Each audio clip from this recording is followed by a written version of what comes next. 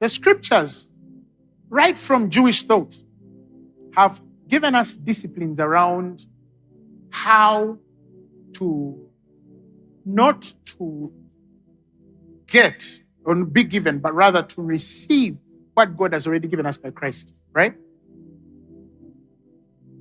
From the Old Testament all through to the New. The Bible says, be not deceived, for a man reapeth what he soweth, right? Now, there are principles. I am a grace preacher, but I believe in tithes. And I can open my Bible and tell you why. But also, in business, there's something they call proof of concept. How many of you have heard of something called proof of concept? That when you're selling a business and you're saying this business is going to work, you must show where it has worked before. And if it's proof of concept, if I got 100 people who tithe and 100 people who don't tithe because they're under grace, I'll show you the richer bunch any day. Even the people who support these notions against tithes and these other things, you watch them. They're usually poorer than the people who practice. Now, but when we come to grace, we don't tithe to get, right? It's the minimum of the revelation of faith.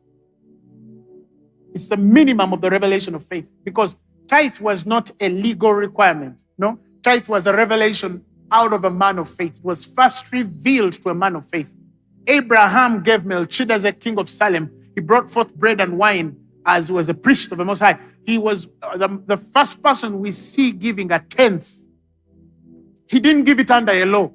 He gave it under the revelation of faith. So those of you who always take the tithes to be a legal affair, you have not yet studied your scriptures. Tithe came before the law was given. Are we communicating? Tithe came before the law was what? Was given. So it's a revelation. And from there, because we're grace ministers, I could teach more on that, but we do more than that, right? Now, first fruits. Even in New Testament, I can show you scriptures that teach about first fruits. Now, if you know the discipline of giving your first fruits and your tenth, and for us who are mature now above the tenth, now, this is very clear that these are principles. God is not doing that because he needs your money. No, he's doing that because he's testing your heart against faith.